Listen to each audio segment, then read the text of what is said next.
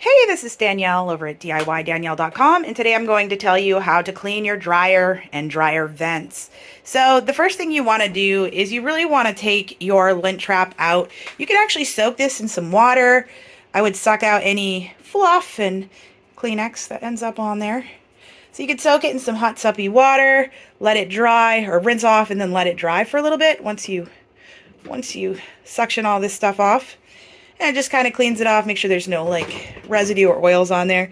We use all natural stuff, so usually that's not an issue so much, but it is nice to get a nice clean dryer thing. Now, I've got this VacuFlex attachment that I purchased a long time ago, and you get this little red piece and some tubes. They have a couple different sizes, and so this just fits over your vacuum. I highly recommend using a shop vac to do this.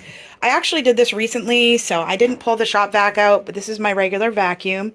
And as you can see, you just fit the end of your vacuum onto the end. This one's too big. It's better for the shop vac, which has a bigger end.